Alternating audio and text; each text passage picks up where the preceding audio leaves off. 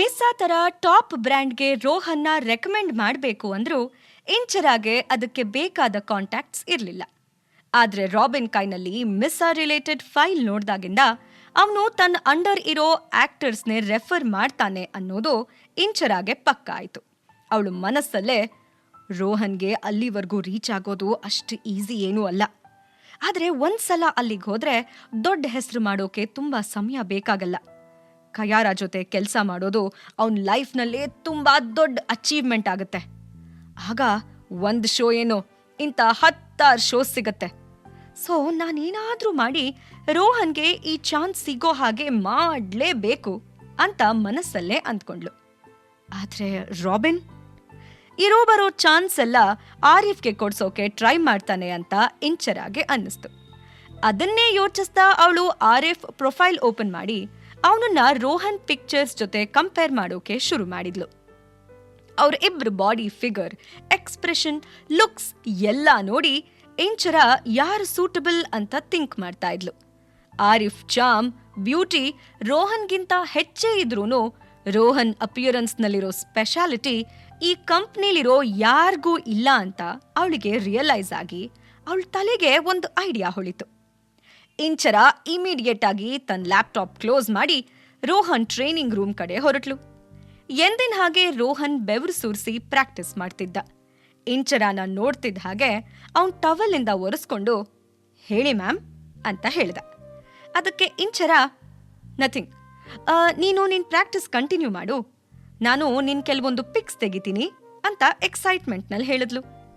ತನ್ನ ಮೈಂಡಲ್ಲಿ ಏನು ಓಡ್ತಿತ್ತೋ ಅದನ್ನ ಅವಳು ರೋಹನ್ ಹತ್ರ ಕೂಡ ಶೇರ್ ಮಾಡ್ಕೊಳ್ಳಿಲ್ಲ. ಆದರೆ ಅವಳು ಏನು ಮಾಡೋಕೆ ಹೊರಟಿದ್ದಾಳೆ ಅನ್ನೋದು ರೋಹನ್ಗೆ ಆಗಲೇ ಅರ್ಥ ಆಗಿತ್ತು. ಹಾಗಾಗಿ ಅವನು ಸ್ವಲ್ಪ ಆಕ್ವರ್ಡ್ ಆಗೇ ಹಾಂ ಓಕೆ ಅಂತ ಹೇಳ್ದ. ಆಗ ಇಂಚರ, ನಾನು ನಿನ್ನ ಖರಾಬ್ ಫೋಟೋಸ್ ವೈರಲ್ ಮಾಡಲ್ಲ, ಡೋಂಟ್ ವರಿ ಅಂತ ಹೇಳಿ ಸ್ಮೈಲ್ ಮಾಡಿ ರೋಹನ್ ಪ್ರಾಕ್ಟೀಸ್ ಮಾಡ್ತಿರೋದು ಒಂದಷ್ಟು ಫೋಟೋಸ್ನ ಕ್ಲಿಕ್ ಮಾಡಿದ್ಲು. ಆ ಪಿಕ್ಸ್ ನೋಡಿ ಅವಳಿಗೆ ಸಖತ್ ಖುಷಿ ಆಯ್ತು. ಯಾಕೆ ಅಂದ್ರೆ ರೋಹನ್ ಈಗ ಮೊದ್ಲಿನ ತರ ಹೊಸ ಹುಡುಗ ಆಗಿಲ್ದೆ ವೆಲ್ ಮೇಂಟೈನ್ಡ್ ಬಾಡಿ ಜೊತೆ ಹೀರೋ ತರ ಮಿಂಚ್ತಾ ಇದ್ದ. ಅವನ್ ಬಾಡಿ ಮುಂಚಿನ ತರ ತಿನ್ ಆಗಿಲ್ದೆ ಮಸಲ್ಸ್, ಬೈಸೆಪ್ಸ್ ಎಲ್ಲ ಎದ್ದು ಕಾಣಿಸ್ತಾ ಇತ್ತು. ಅದೆಲ್ಲ ಅವನ್ ಲುಕ್ಗೆ ಎಕ್ಸ್ಟ್ರಾ ಹಾಟ್ನೆಸ್ ಕೊಡ್ತಿತ್ತು. ನೆಕ್ಸ್ಟ್ ಮೊಮೆಂಟಲ್ಲೇ ಇಂಚರ ಆ ಫೋಟೋಸ್ನೆಲ್ಲ ಎಡಿಟ್ ಮಾಡಿ ಅದನ್ನ ರೋಹನ್ ಪ್ರೊಫೈಲ್ಗೆ ಅಪ್ಲೋಡ್ ಮಾಡಿದ್ಲು. ಪ್ರತಿ ಸಲ ತರ ಈ ಸಲಾನು ಫ್ಯಾನ್ಸ್ ಸಪೋರ್ಟ್ ಮಾಡೇ ಮಾಡ್ತಾರೆ ಅಂತ ಅವಳಿಗೆ ಚೆನ್ನಾಗಿ ಗೊತ್ತಿತ್ತು. ಅವಳು ಹೇಗೆ ಯೋಚಿಸ್ತಿದ್ಲೋ ಪಕ್ಕಾ ಹಾಗೆ ಆಯ್ತು. ಕೆಲವೇ ಕ್ಷಣದಲ್ಲಿ ರೋಹನ್ ಫೋಟೋಸ್ಗೆ ಮಿಲಿಯನ್ ಲೈಕ್ಸ್, ಕಾಮೆಂಟ್ಸ್ ಬರೋಕೆ ಶುರುವಾಯ್ತು. ಅದರಲ್ಲಿ ಕೆಲವೊಬ್ರಂತೂ ಇಂಚರಾನು ಮೆನ್ಷನ್ ಮಾಡಿದ್ರು. ನಾವು ಇಂಚರ ರೋಹನ್ನ ಇನ್ನೊಮ್ಮೆ ಒಟ್ಟಿಗೆ ನೋಡೋಕೆ ಇಷ್ಟಪಡ್ತೀವಿ ಅಂತ ಡಿಮ್ಯಾಂಡ್ ಮಾಡಿದ್ರು. ಆದರೆ ಇಂಚರ ಅದಕ್ಕೆಲ್ಲ ಜಾಸ್ತಿ ಗಮನ ಕೊಡದೆ ರೋಹನ್ ಪ್ರೊಫೈಲ್ ಹೈಲೈಟ್ ಮಾಡೋದ್ರ ಕಡೆ ಕಾನ್ಸಂಟ್ರೇಟ್ ಮಾಡಿದ್ಲು. ನೆಕ್ಸ್ಟ್ 2 ಡೇಸ್ನಲ್ಲಿ ರೋಹನ್ ಸೋಷಿಯಲ್ ಮೀಡಿಯಾ ಸ್ಟಾರ್ ಆಗೋದ. ಎಲ್ಲಿ ನೋಡಿದ್ರು ರೋಹನ್ದೇ ಫೋಟೋಸ್, ಅವಂದೇ ನ್ಯೂಸ್ ಆಗಿ ಫ್ಯಾನ್ ಫಾಲೋವರ್ಸ್ ಕೂಡ ಜಾಸ್ತಿ ಆಗ್ತಿದ್ರು. ಇನ್ನು ಮಿಸ್ಸಾ ಬ್ರ್ಯಾಂಡಿಂದ ಯಾವುದೇ ಕಾಲ್ ಆಗ್ಲಿ ಮೇಲ್ ಆಗ್ಲಿ ಬಂದಿರಲಿಲ್ಲ. ನಾನು ಏನ್ ಮಾಡಬೇಕು ಅದನ್ನ ಮಾಡಿದೀನಿ. ರೋಹನ್ ಮಿಸ್ಸಾದವ್ರ ಕಣ್ಣಿಗೆ ಬೀಳ್ಬೇಕು ಅಂದ್ರೆ ನನ್ನ ಹತ್ರ ಇದೊಂದೇ ದಾರಿ ಇತ್ತು. ಐ ಹೋಪ್ ಇದು ವರ್ಕ್ ಆಗತ್ತೆ. ಆದ್ರೆ ರಾಬಿನ್ ಅಂತೂ ಯಾವುದೇ ರೀತಿಲೂ ರೋಹನ್ಗೆ ಮುಂದೆ ಬರೋಕೆ ಅವಕಾಶ ಕೊಡಲ್ಲ. ಏನಾದ್ರೂ ಕಲ್ಲು ಹಾಕ್ತಾನೆ ಅಂತ ಅವಳ ಮನಸ್ಸಿನಲ್ಲಿ ಭಯ ಇದ್ರೂನು ಹೇಗಾದ್ರೂ ಮಿಸ್ಸಾ ತನಕ ರೀಚ್ ಆಗೋ ಒಂದು ಚಿಕ್ಕ ಹೋಪ್ ಇನ್ನೂ ಇತ್ತು. ಅದಾಗಿ ಸರಿಯಾಗಿ 3 ದಿನಕ್ಕೆ ಮಿಸ್ಸಾ ಕಂಪನಿ ಆಫೀಸ್ನಲ್ಲಿ ಮೀಟಿಂಗ್ ನಡೀತಾ ಇತ್ತು. ಅಲ್ಲಿನ ಪ್ರಾಜೆಕ್ಟ್ ಇನ್ಚಾರ್ಜ್, ಮ್ಯಾನೇಜರ್ಸ್, ಡೈರೆಕ್ಟರ್ ಎಲ್ಲರೂ ಸೇರ್ಕೊಂಡು ಮಿಸ್ಸಾ ಫ್ರಂಟ್ ಫೇಸ್ ಸೆಲೆಕ್ಟ್ ಮಾಡೋದ್ರಲ್ಲಿ ಬ್ಯುಸಿ ಆಗಿದ್ರು. ಈ ಕಡೆ ಇಂಚರ ಮನೆಗೆ ಬಂದ್ರು ಅವಳ ಮೂಡ್ ಸರಿ ಇರಲಿಲ್ಲ. ತಾನು ಇಷ್ಟೆಲ್ಲ ಪ್ರಯತ್ನ ಮಾಡಿದ್ರು ಮಿಸ್ಸಾ ಕಡೆಯಿಂದ ಯಾವುದೇ ಕಾಲ್ ಬರ್ದೇ ಇರೋದು ನೋಡಿ ಅವಳು ತುಂಬಾ ಡಿಸಪಾಯಿಂಟ್ ಆಗಿದ್ಲು. ಅವಳು ಡಲ್ ಫೇಸ್ ನೋಡ್ತಿದ್ದ ಹಾಗೆ ಆರ್ಯ ತನ್ನ ಹೋಮ್ವರ್ಕ್ ಬುಕ್ ಪಕ್ಕಕ್ಕಿಟ್ಟು ಅವಳ ಹತ್ರ ಬಂದು, ಏನಾಯ್ತು ಫ್ರೆಂಡ್, ನೀನ್ ಟೆನ್ಷನ್ ಮಾಡ್ಕೊಂಡಿದ್ಯಾ? ಆಫೀಸ್ನಲ್ಲಿ ಏನಾದರೂ ಪ್ರಾಬ್ಲಮ್ ಆಯ್ತಾ ಅಂತ ಕೇಳ್ದ. ಅವನ್ ಸ್ವೀಟ್ ವಾಯ್ಸ್ ಕೇಳಿ ಇಂಚರ ತನ್ನಂತಾನು ಸಂಭಾಳಿಸ್ಕೊಂಡು ಅವನನ್ನ ಗಟ್ಟಿಯಾಗಿ ಹಗ್ ಮಾಡ್ಕೊಂಡು, no Arya, I am perfectly all right. ಆಗಾಗ ವರ್ಕ್ ಸ್ಟ್ರೆಸ್ ಆಗುತ್ತೆ, ಬಟ್ ಯು ಡೋಂಟ್ ವರಿ ಅಂತ ಹೇಳಿದ್ಲು. ಫ್ರೆಂಡ್ ಇಷ್ಟು ಟೆನ್ಷನ್ನಲ್ಲಿದ್ರು ತನ್ನ ಜೊತೆ ನಗ್ತಾ ಮಾತಾಡಿದ್ ನೋಡಿ ಆರ್ಯ, ಫ್ರೆಂಡ್ ನೀನು ಎಷ್ಟೊಂದೆಲ್ಲ ಕಷ್ಟಪಡಬೇಕು ಅಲ್ವಾ, ಬಟ್ ನೀನೇನು ಚಿಂತೆ ಮಾಡಬೇಡ, ನಾನು ದೊಡ್ಡೋನಾದ್ಮೇಲೆ ಎಲ್ಲ ನಾನೇ ಮಾಡ್ತೀನಿ, ಆಗ ನೀನೇನು ಮಾಡೋ ನೆಸೆಸಿಟಿ ಇಲ್ಲ, ಆರಾಮಾಗಿ ಮನೇಲಿರ್ಬೋದು, ನಾನು ನಿನ್ನನ್ನು ನೋಡ್ಕೋತೀನಿ ಅಂತ ಕ್ಯೂಟಾಗಿ ಹೇಳ್ದ.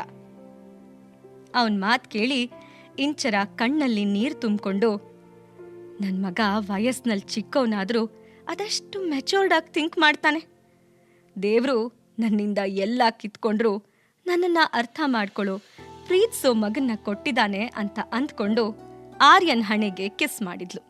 ಆ ಸೀನ್ ನೋಡಿ ಅಲ್ಲೇ ಇದ್ದ ಮಾಲ್ತಿ ಕೂಡ ಎಮೋಷ್ನಲ್ ಆಗಿ, ಆರ್ಯ ಪುಟ್ಟ ಕರೆಕ್ಟಾಗಿ ಹೇಳಿದಾನೆ, ನೀವು ಇಷ್ಟೊಂದೆಲ್ಲ ಕೆಲಸ ಮಾಡೋ ಅವಶ್ಯಕತೆ ಆದ್ರೂ ಏನಿದೆ, ಇಲ್ಲಿ ಎಲ್ಲಾನೂ ಇದೆ, ಚಕ್ರವರ್ತಿ ಕುಟುಂಬದ ಸೊಸೆ ನೀವು, ಆರಾಮಾಗಿ ಮನೇಲಿ ಆರ್ಯನ್ ಜೊತೆ ಕಾಲ ಕಳೀರಿ ಅಂದ್ಲು. ಅದಕ್ಕೆ ಇಂಚರ ಮುಗುಳ್ನಗ್ತಾ, ಮಾಲ್ತಿ ಆಂಟಿ, ಇದು ನನ್ನ ಕೆಲಸ, ಮನಸ್ಸಿಗೆ ಖುಷಿ ಕೊಡೋ ಕೆಲಸ, ಸೊ ಯಾವುದೇ ಕಾರಣಕ್ಕೂ ನಾನಿದನ್ನ ಬಿಡೋಕ್ಕಾಗಲ್ಲ ಅಂದ್ಲು. ಆಮೇಲೆ ಆರ್ಯನ್ ಕಡೆ ತಿರುಗಿ, ಆರ್ಯ ನೀನ್ ಮಲ್ಕೊಳ್ಳೋ ಟೈಮ್ ಆಯ್ತು ಕಂದ, ಹೋಗ್ ಮಲ್ಕೋ, ಬೆಳಗ್ಗೆ ಸ್ಕೂಲ್ಗೆ ಹೋಗ್ಬೇಕು ಅಂತ ಹೇಳಿ ಆರ್ಯನ್ನ ಅವನ ರೂಮ್ಗೆ ಕಳ್ಸಿದ್ಲು. ಅವನ ಹಿಂದೆನೆ ಮಾಲ್ತಿನೂ ಹೋದ್ಲು. ಅದೇ ಟೈಮ್ಗೆ ಸಂಗಮ್ ಮೆಟ್ಲು ಇಳ್ಕೊಂಡು ಕೆಳಗಡೆ ಬರ್ತಿದ್ದ. ಅವನಿಗೆ ಜಾಸ್ತಿ ಏನೂ ಗೊತ್ತಿಲ್ಲದೆ ಹೋದ್ರೂ ಇಂಚರ ಡಲ್ ಫೇಸ್ ನೋಡಿ ಅವಳು ಟೆನ್ಷನ್ ಆಗಿದ್ದಾಳೆ ಅಂತ ಗೊತ್ತಾಯ್ತು. ಇಂಚರ ಫ್ರೆಶ್ ಅಪ್ ಆಗಿ ಲಿವಿಂಗ್ ರೂಮ್ನಲ್ಲಿ ಕೂತು ಏನೋ ಕೆಲಸ ಮಾಡ್ತಾ, ಹೇಗಾದ್ರೂ ಮಾಡಿ ಮಿಸ್ಸಾ ಬ್ರ್ಯಾಂಡ್ ಜೊತೆ ಕನೆಕ್ಷನ್ ಆದ್ರೆ ಸಾಕು ಅಂತ ಯೋಚಿಸ್ತಾ ಇದ್ಲು. ಇಷ್ಟೆಲ್ಲ ವೇಟ್ ಮಾಡಿದ ಮೇಲೂ ಅವಳು ಇನ್ನೂ ಹೋಪ್ ಕಳ್ಕೊಂಡಿರ್ಲಿಲ್ಲ. ಅವಳು ಅಷ್ಟೊಂದು ಬ್ಯುಸಿ ಇರೋದು ನೋಡಿ ಸಂಗಮ್ ಅವಳ ಹತ್ರ ಬಂದು ಕೂತು, ಏನ್ ಮಾಡ್ತಿದ್ಯಾ, ಆಗ್ಲೇ ರಾತ್ರಿ ತುಂಬಾ ಹೊತ್ತಾಗಿದೆ, ಈಗ್ಲಾದ್ರೂ ರೆಸ್ಟ್ ಮಾಡಬಾರ್ದಾ, ಆಫೀಸಲ್ಲಿ ಕೆಲಸ ಮಾಡೋದು ಇದ್ದೇ ಇರತ್ತೆ ಅಂತ ಹೇಳ್ದ. ಅವನ ಈ ಕೇರಿಂಗ್ ಟೋನ್ ಕೇಳಿ ಇಂಚರಾಗೆ ಶಾಕ್ ಆಯ್ತು. ಅವಳು ತನ್ನ ಕೆಲಸದಲ್ಲಿ ಅದೆಷ್ಟು ಇನ್ವಾಲ್ವ್ ಆಗಿದ್ಲು ಅಂದ್ರೆ ಸಂಗಮ್ ಅವಳ ಪಕ್ಕದಲ್ಲಿ ಕೂತಿರೋದು ಕೂಡ ಅವಳ ಗಮನಕ್ಕೆ ಬಂದಿರಲಿಲ್ಲ. ತನ್ನ ಕೆಲಸದ ಬಗ್ಗೆ ಅವಳು ಅದೆಷ್ಟು ಸೀರಿಯಸ್ ಆಗಿದ್ಲು ಅಂದ್ರೆ ಸಂಗಮ್ ಹತ್ರ ಹೇಳ್ಕೊಳ್ಳೋಕೆ ತುಂಬಾ ವಿಷಯಗಳಿದ್ರು ಅದನ್ನ ಹೇಗೆ ಸ್ಟಾರ್ಟ್ ಮಾಡಬೇಕು ಅಂತಾನೆ ಅವಳಿಗೆ ಗೊತ್ತಾಗ್ತಾ ಇರಲಿಲ್ಲ. ಆದರೂ ಹೇಗೋ ಧೈರ್ಯ ಮಾಡಿ, ಐ ಫೀಲ್ ನನಗೆ ಈ ಇಂಡಸ್ಟ್ರಿನಲ್ಲಿ ತುಂಬ ಕಾಂಟ್ಯಾಕ್ಟ್ಸ್ ಇಲ್ಲ, ಪೀಪಲ್ ಡೋಂಟ್ ನೋ ಮೀ, ಅದೇ ಕಾರಣದಿಂದ ಅಂತ ಹೇಳಿ ಅರ್ಧಕ್ಕೆ ಸ್ಟಾಪ್ ಮಾಡಿಬಿಟ್ಲು. ಆಗ ಸಂಗಮ್ ಸಡನ್ ಆಗಿ, ನಾಳೆ ನನ್ನ ಜೊತೆ ಪಾರ್ಟಿಗೆ ಬರ್ತೀಯಾ ಅಂತ ಕೇಳ್ದ. ಸಂಗಮ್ ಯಾವ ಪಾರ್ಟಿ ಬಗ್ಗೆ ಹೇಳ್ದ. ಈ ಸಲಾನು ಅವನು ಇಂಡೈರೆಕ್ಟ್ ಆಗಿ ಇಂಚರಾಗೆ ಹೆಲ್ಪ್ ಮಾಡೋಕ್ ಹೊರಟಿದಾನ. ಪಾಕೆಟ್ ಎಫ್ಎಂ ಆಡಿಯೋ ಸೀರೀಸ್ ಆದಂಥ ಪ್ರೇಮಲೋಕ ಕಥೆನ ಈಗ್ಲೇ ಕೇಳಿ.